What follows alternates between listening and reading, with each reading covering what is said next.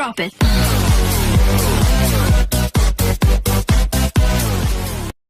Hello students. Students, today's topic is The Scholar. This is the second poem of class 11th UP board. Students, this beautiful poem is composed by the very great personality Robert Southey.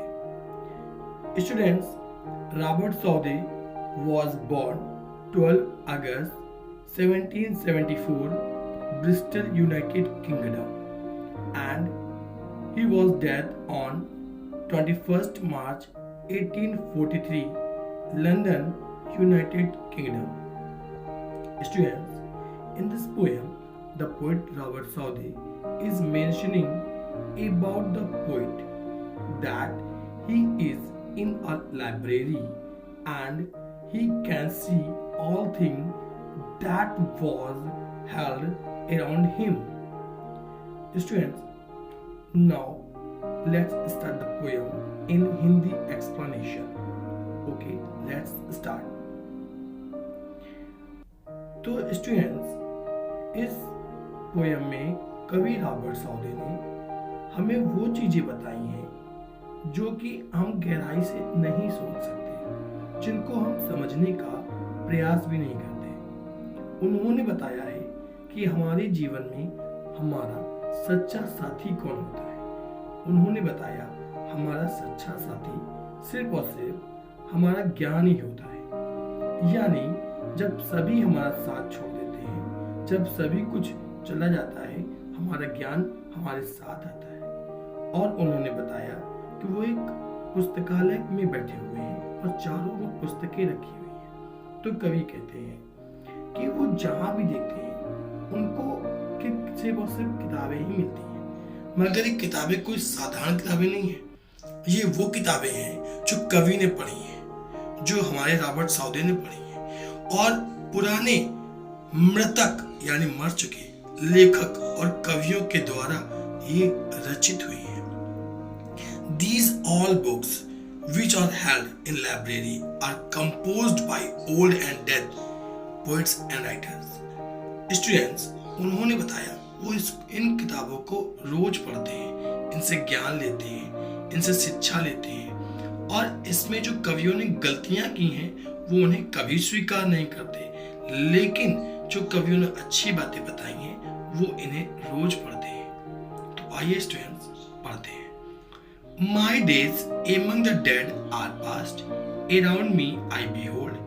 Where are these casual eyes are cast? The mighty minds of old. My never failing friends are they, with whom I converse day by day. तो समझते हैं क्या कहा है इसमें कवि ने। कवि कहते हैं My days are among the dead are past. मेरे दिन बीतते हैं among मध्य में dead are past. गुजर चुके पास्ट, डेड और मरे हुए मृतक कवियों और लेखकों के मध्य में मेरे दिन बीतते हैं। अराउंड मी आई बीहोल्ड, जिनके मध्य में मुझे बैठाला गया है। मैंने पहले बताया कवि एक पुस्तकालय में बैठे हुए हैं, उनके चारों ओर वही पुस्तकें रखी हैं जो पुराने मृतक कवियों और लेखकों ने रचित की थी, इनकी रचना की गई थी। तो कवि कह रहा है मैं उन मृतक कवियों और लेखकों के द्वारा रचित पुस्तकों के मध्य में एक पुस्तकालय में बैठा हुआ हूं। फिर कवि कह रहा है Where are these casual eyes are cast? मेरी तीव्र निगाहें, मेरी तेज चंचल निगाहें जहां भी कास्ट होती हैं, पड़ती हैं। The mighty minds of old, मुझे उन mighty minds यानी तीव्र मस्तिष्क of old पुराने लोगों के दिखाई पड़ते हैं, अर्थात उन कवियों और लेखकों के मस्तिष्क उसे दिखाई पड़ते हैं जो अब इस दुनिया में नहीं है। उनके मस्तिष्क दिखाई देने का मतलब हुआ कि उसके चारों ओर वही पुस्तकें रखी हैं जो पुराने कवि और लेखक लिख कर रख गए हैं। यानी कवि कहता है कि मेरे पूरा दिन उन मृतक कवियों और लेखकों के मध्य में ही बीतता है, और मेरी तेज निगाहें इस पुस्तकालय में जहां भी पड़ती हैं मुझे उन्हीं के द्वारा ज्ञान से भरी हुई, उनके द्वारा रचित ज्ञान से भरी हुई पुस्तकें ही दिखाई पड़ती हैं। My never failing friends are they, कवि कह रहा है ये मुझे कभी ना धोखा देने वाली मित्र हैं, अर्थात ये मित्रता में कभी असफल नहीं होती हैं। ये पुस्तकें अर्थात हमेशा मेरा साथ देती हैं। With whom I converse day by day, जिनके साथ मैं रोज पे रोज बातचीत करता हूँ। अर्थात उन पुस्तकों के साथ बातचीत तो नहीं हो सकती, लेकिन उन पुस्तकों को पढ़ने को ही उसने बातचीत करना कहा है। कवि कह रहा है इन पुस्तकों को मैं रोज पढ़ता हूँ और ये पुस्तकें मुझे कभी ना धोखा देने वाली मित्र है। आइए स्टूडेंट्स, इसको फिर से पढ़ते पूरे पैरा को। कवि कह रहा है मेरा पूरा दिन मृतक कवियों और लेखकों के मध्य में ही बीतता है जिनके मध्य में मैं बैठा गया हूँ, और मेरी तीव्र निगाहें जहां भी पड़ती हैं इस पूरे पुस्तकालय में, इस पूरी लाइब्रेरी में उन मृतक कवियों और लेखकों के द्वारा रचित पुस्तकें मुझे दिखाई पड़ती हैं। My never failing friends are they, ये मुझे कभी ना धोखा देने वाली मित्र हैं। अर्थात पुस्तकें मुझे कभी गंदा ज्ञान नहीं देती हैं। With whom I converse day by day, जिनको मैं रोज से रोज पढ़ता हूँ अथवा उनसे बातचीत करता हूँ। Okay. With them I take delight in weal and seek relief in woe, and while I understand and feel how much to them I owe, my cheeks have often been bedewed with tears of thoughtful gratitude. Students, इस पंक्ति में कवि कह रहा है with them, उनके साथ, अर्थात उन पुस्तकों के साथ। I take delight in weal, यानी जब मैं सुखी होता हूं तो मैं और अधिक सुख का आनंद महसूस करता हूं। एंड सीक रिलीफ इन वो, और कष्ट में मैं सांत्वना महसूस करता हूं। अर्थात जब मैं उन पुस्तकों को पढ़ता हूं और मैं सुखी होता हूं तो उन पुस्तकों को पढ़कर मेरा आनंद 4 गुना हो जाता है। और जब मैं कष्ट में होता हूँ, WOE कष्ट, जब मैं कष्ट में होता हूँ तब मैं इन पुस्तकों को पढ़कर अपने मन में बेहद सांत्वना महसूस करता हूँ। रिलीफ, सांत्वना महसूस करता हूँ। WOE वो कष्ट, WEAL इन फर्स्ट लाइन, इसको बोलते हैं आनंद या सुख। Next, and while I understand and feel how much to them I owe, OWE वो माने ऋण, कर्ज। फिर कवि कह रहा है एंड व्हाइल आई अंडरस्टैंड, और जब मैं इस बात को समझता हूँ तो इस बात को महसूस भी करता हूँ कि how much to them I owe, मैं उनका कितना ऋणी हूँ। अर्थात मुझे वो कितना ज्ञान दे गए हैं, मैं उनके लिए कितना रेडी हो चुका हूँ। इस बात को महसूस करता हूँ और समझता भी हूँ। और इस बात को महसूस करके और समझ के my cheeks have often been bedewed with tears of thoughtful gratitude.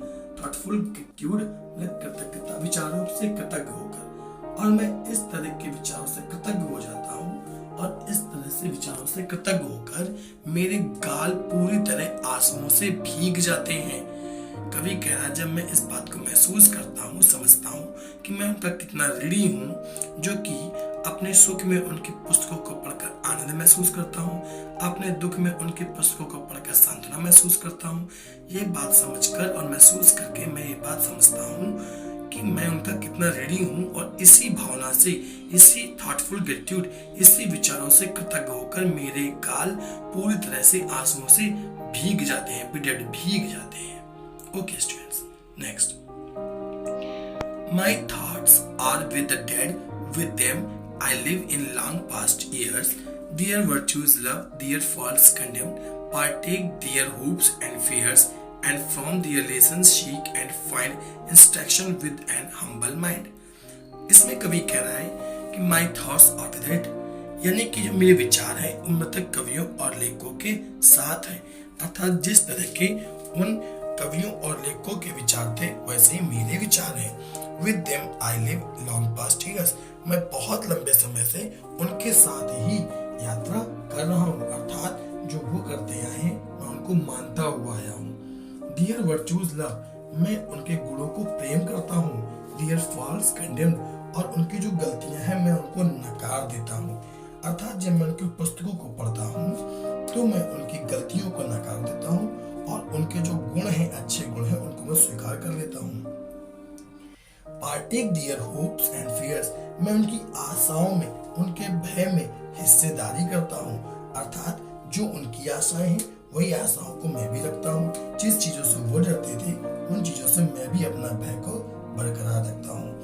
And from their lessons seek and find instruction with an humble mind, और अपने तीव्र मस्तिष्क के माध्यम से उनके द्वारा दिए हुए लेसन्स यानी शिक्षा अपने तीव्र मस्तिष्क के माध्यम से उनके द्वारा दी गई शिक्षाओं के संकेतों को मैं ग्रहण करता हूँ। अर्थात अपने तीव्र मस्तिष्क से उनके द्वारा जो भी शिक्षा के संकेत दिए हैं उनको मैं अपने जीवन में स्वीकार करता हूँ, मैं अपने जीवन में लागू करता हूँ। ओके स्टूडेंट्स, वंस अगेन फिर से पढ़ते हैं इस पोएम को, इन पंक्तियों को। कवि कह रहा है my thoughts are with the dead, यानी जो मेरे विचार हैं मृतक कवियों और लेखकों के साथ हैं। जो उनके विचार थे वही मेरे विचार हैं। बहुत लंबे समय से मैं उनकी पुस्तकों को पढ़ता हुआ आया हूँ। उनके द्वारा लिखी हुई जो अच्छी बातें हैं उनको मैं प्रेम करता हूँ, और जो उनसे गलतियां हो गई हैं उनको मैं नकार देता हूँ, और उनकी आशाओं और उनके भय पे हिस्सेदारी करता हूँ। जिन चीजों में वो आशा रखते थे वही चीजों पर मैं आशा रखता हूँ। जिनसे वो डरते थे उनसे मैं भी डरता हूँ, और अपने तीव्र मस्तिष्क के माध्यम से उनके द्वारा दी प्रत्येक शिक्षा को संकेत मानकर अपने जीवन में ग्रहण करता हूँ। Let's start for the next. My hopes are with the dead, and my place with them will be, and I with them shall travel on through all futurity. Yet living here a name I trust that will not pass in the dust. Student ये poem बहुत important है, थोड़ा ध्यान से देखिएगा। My hopes are with the dead, यानी कवि कह रहा जो मेरी आशाएं हैं उन मृतक कवियों के साथ हैं। अर्थात जिस तरह की उनकी आशाएं थी वैसी मेरी आशाएं हैं, यानी मैं भी उन्हीं की तरह आशा रखता हूँ। किस चीज की? आगे कहा गया है एनन मतलब होता है शीघ्र ही, शीघ्र my place with them will be, यानी मेरा स्थान भी उनके समान हो जाएगा। जिस प्रकार उनकी महानता का व्याख्यान किया जाता है लोगों के माध्यम से, उसी तरह लोग मेरी महानता का भी व्याख्यान करेंगे भविष्य में। तो वही इसी तरह की आशा कवि भी रख रहा है। And I with them shall travel on through all futurity, futurity मतलब भविष्य, और कवि कह रहा है मैं भी उन्हीं के समान पूरे भविष्य में यात्रा करता फिरूंगा।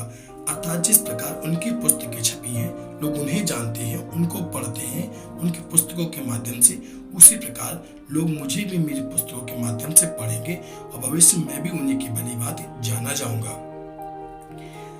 कह रहे yet living here a name I trust that will not pass in the dust. कवि कह रहा मैं तो नहीं रहूंगा, मैं तो भविष्य की यात्रा करते हुए निकल जाऊंगा, मैं तो यहाँ नहीं रहूंगा।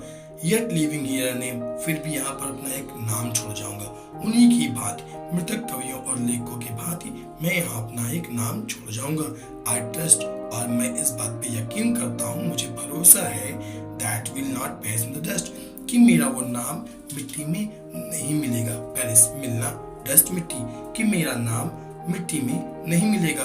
भविष्य में लोग मुझे उन्हीं के भांति याद करते रहेंगे, और मैं भी उन्हीं के समान अमर हो जाऊंगा। स्टूडेंट्स, आई होप आप लोग को वीडियो कॉन्सेप्ट क्लियर हुआ होगा। यदि आप लोग को वीडियो कॉन्सेप्ट क्लियर हुआ है, वीडियो को लाइक करें, चैनल को सब्सक्राइब करें, और वीडियो को ज्यादा से ज्यादा शेयर करें। शेयर करना न भूलें स्टूडेंट्स, आपकी थोड़ी सी मेहनत मेरा मोरल बढ़ाती है। तो प्लीज वीडियो को जरूर लाइक करें, चैनल को सब्सक्राइब करें, शेयर ज्यादा से ज्यादा करें, ताकि काफी स्टूडेंट्स इसको पढ़ सकें और घर बैठे ही लॉकडाउन में अपनी पढ़ाई अच्छे से कर सकें। ओके।